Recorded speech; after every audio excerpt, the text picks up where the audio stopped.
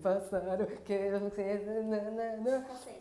Príncipe Ali, esse aqui, ali a baba. Cala a boca! Croquete. Fala galera, beleza? Estamos de volta. Esse é o Cinepatia com vocês. Essa é a Carol Fugaça. Isso, Diego Amaral. E hoje vamos falar de um filme muito legal e muito nostálgico. Vamos falar de As noites da Arábia e os dias também. Aladdin. Então, a gente vai falar sobre a nova versão live action desse ano. Óbvio que também a gente vai ter que acabar comparando um pouquinho com a versão em desenho de 92. Com direção de Guy Ritchie, diretor de filmes como Rei Arthur, A Lenda da Espada, Sherlock Holmes 1 e 2, Agente Uncle, Rock and Roller, A Grande Roubada. Bom, o filme, ele tem o mesmo enredo que o antigo, obviamente, né? Que é a história do Aladdin. É claro. Então, é bem parecido. Só que é igual, mas ao mesmo tempo é diferente. Como assim? Não entendi. E onde está essa diferença, meu anjo? Bom, vou falar pra você. A diferença está que o filme atual, ele é carregado de elementos que condizem com o contexto atual que a gente vive hoje. Então, ele tem um toque mais feminista, ele tem uns questionamentos um pouco mais... voltados pro ramo de direito também. Me deixa falar? Sorry? Não vou me calar. Bom, é um filme mais reflexivo, tal, sobre questionar mais o porquê das coisas serem como são. E o principal atrativo do filme é que conseguimos ter nostalgia a lembrar e, na verdade, fazer um comparativo entre a versão de 92 com o live action atual.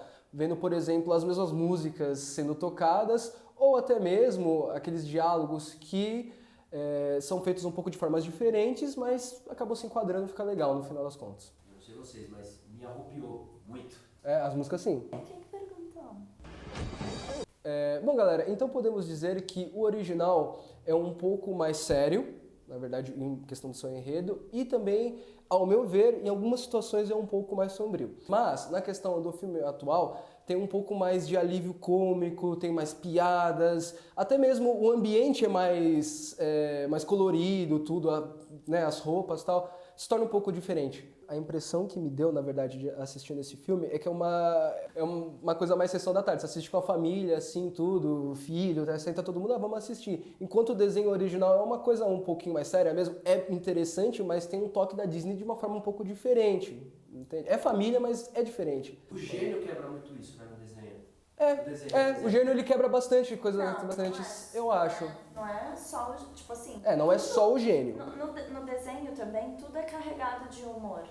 Por exemplo, o Iago, o Tigre, o Sultão, Caverna dos Tesouros! o Sultão, todos eles têm elementos cômicos, mas eu acho que no geral o filme é um pouco mais sério do que o filme atual, porque o filme atual, o que dá o humor mesmo é o gênio. Né? Bom, e uma das diferenças que nós estávamos discutindo em relação à Ágraba, tanto da animação quanto do filme, é que, por exemplo, a Ágraba do desenho é uma cidade que fica no meio do deserto, enquanto a do filme é uma cidade já à beira-mar. Então, essa diferença ela é relevante da gente analisar, porque assim, tudo que a gente coloca no filme, ele tem que ter um motivo. E eles mudaram, eles se preocuparam em mudar. E a gente estava discutindo que isso pode ter sido porque o fato de uma cidade se situar beira-mar, uma cidade ser portuária, dá uma importância comercial para ela muito grande, porque é um ponto onde existem muitas trocas. E isso faz com que haja uma razão muito maior das outras cidades enviarem príncipes para se casarem com a Jasmine, porque é uma cidade importante. E é bem interessante a gente ver isso, porque a primeira cena que vemos do filme já quebra totalmente esse conceito de uma Ágraba em volta de areia e tudo mais, tal, porque a primeira cena é um barco no mar. Então, levando em conta que nada é à toa num filme, essa primeira cena do barco grande passando e o questionamento que ela levanta das crianças sobre o valor das riquezas, né, porque que elas não podem ter um barco daquele tamanho, e que é o que motiva a ser contada essa história do Aladdin, já é uma metáfora da mensagem principal do filme, que não importa quanta riqueza você tem, e sim o que está dentro do seu coração, o que te motiva.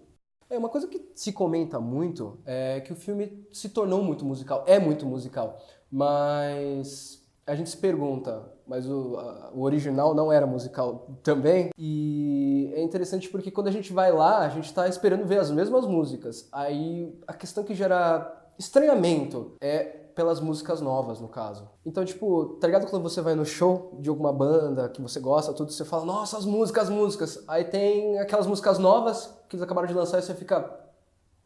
É um pouco estranho.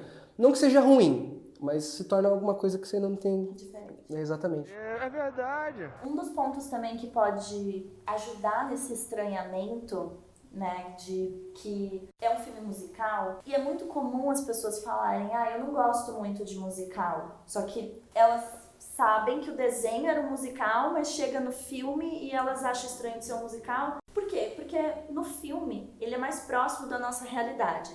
E, por exemplo, quando a gente está efetuando uma tarefa, a gente não vai começar a cantar e dançar, todo mundo coreografado, bonitinho. Isso não é uma coisa que condiz muito com a realidade.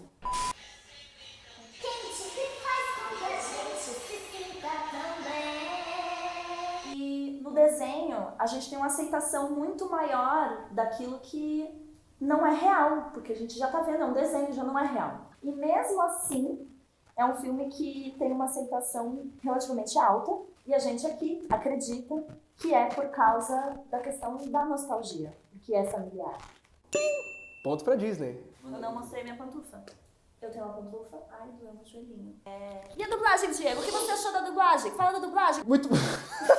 Isso é louco de droga. A dublagem ficou muito boa, na verdade, pegando pelo conceito de Robin Williams, né, que fez o de 92, e de Márcio Simões, que fez a dublagem brasileira e manteve a dublagem agora atualizada também nesse filme, do gênio. E fica direito. Peraí, Fica direito, eu vou falar. eu tô... Eu vou falar da Glória Groove. Tá bom, vai, fala. Inclusive, quem faz a voz do Aladdin é The maravilhosa Glória Groove. Bom, galera, falando agora um pouco do elenco. É esperado que, no caso de um musical, sejam chamadas pessoas que saibam cantar e dançar, no mínimo, né? E no caso do elenco em si, a maioria dos membros, pelo menos dos principais, eles são de origem do Oriente Médio, no caso. Ou seja, não fizeram mais do que a obrigação em contar uma história de uma cultura com representantes dessa cultura, certo? Ok, maravilhoso. But, o que pega um pouquinho assim, né, que a gente achou um pouquinho esquisito, é que assim, o personagem de maior destaque e carisma no filme não é um representante da cultura do Oriente Médio. Bom, é muito legal de se ver que, no caso do Will Smith, ele conseguiu realmente... a pessoa dele traz o carisma ao personagem e cria uma grande expectativa. Tanto nos momentos na qual ele está conversando com o Aladdin ou com alguns outros personagens, né, é interessante ver que a forma na qual ele fala, os trejeitos e tudo mais, as zoeirinhas, tudo ficam muito interessantes. Então, sim, Will Smith, gênio, se tornou o grande destaque desse daí. Agora a gente vai fazer um pequeno comentário que nós aqui do canal de Cinepatia, nós somos a favor de filmes mais analógicos. Então a gente gosta de uma coisa mais artesanal e a gente gostaria muito que fosse menos CGI, mais maquiagem, mais fumaça, que o macaquinho fosse de verdade, eu acho. Porque no Friends, eles tinham um macaquinho real. Tá certa a indignação. Agora, vamos falar, sabe de quem? Jasmine. A personagem, uma das personagens mais importantes desse filme. E principalmente porque ela levanta uma questão muito, muito, muito, muito importante. Que é a de questionar a tradição. Dentro do contexto do filme, existe uma sociedade que é baseada numa linhagem de sucessão e também tem tradições machistas. A proposta da Jasmine é questionar isso e tomar decisões com base na razão. Então, assim, ela levanta que não é por alguém ser mulher ou por alguém ser rico ou ser pobre que essa pessoa tem que ter voz, e sim pelo que ela tem a dizer, baseado na razão, fazer as escolhas da sociedade. Então, esses argumentos que a Jasmine aponta, eles servem de propósito para um personagem específico, vocês vão saber quem para que ele seja o agente efetivo dessas mudanças sociais. Bom, pessoal, falando agora de alguns personagens, eles não tiveram aquele destaque tanto em relação como teve, por exemplo, a questão do desenho. O próprio Aladdin, ele foi bom, né? Mas não entregou alguns elementos, aquele Aladdin que a gente olhava que tinha algumas características mais marcantes, vamos dizer assim, né? Aí eu fiquei decepcionadíssima com o Iago e o Jafar. Ah, é. Pois é, então, em relação a isso, podiam ter realmente feito um Iago um pouquinho melhor, né? Uma Arara com mais personalidade e tudo mais, a gente também não viu muito isso. E o Jafar, no caso, a gente espera um personagem que tenha realmente, ele entre na sala e já marque para aquela imagem maquiavélica, tudo se fala, nossa, esse cara, ele é ruim, entendeu? Mas a gente não viu muito isso, parece que o personagem, não que o ator seja ruim, mas isso aqui não tem a mesma coisa, não dá match, sabe, a coisa, então a gente ficou meio... Posso fazer uma observação? Pode. Uma vez eu li um livro sobre a peça do Rei Leão, que teve em São Paulo, que veio da Broadway, e como foi criado os personagens, e o figurino, e as maquiagens e tal. E aí tava falando da maquiagem do Scar. E o Scar, ele parece um pouco o Jafar, a gente tá falando disso agora há pouco. E aí tava falando que, assim, a forma do rosto dele é totalmente desigual para mostrar que ele é duas caras, que ele é traiçoeiro, que ele é do mal. Então, tipo, ele tem uma sobrancelha pra cima, outra pra baixo. Ele tem uma cara carrancuda, fechada. E isso, no Jafar, no desenho, claro. Demonstra certo sarcasmo, parece também. Isso. E é muito presente, assim. Então, na hora que você cria a fisionomia do personagem, você escolhe, ou escolher um elenco pro personagem, isso é muito relevante.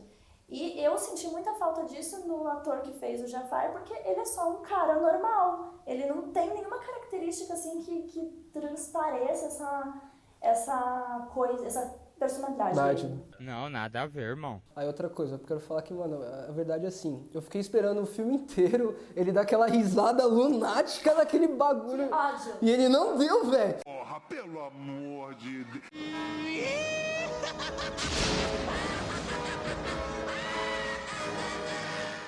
Aqui, só um minutinho. Tá bom. Craquete! Estamos encerrando por hoje deste dia. E curta o canal, é nóis, faz os bagulho que tem que fazer, tudo aí. Curte a Carol é firmeza, pá, e é nóis! Simpatia com vocês. É a lâmpada. A lâmpada.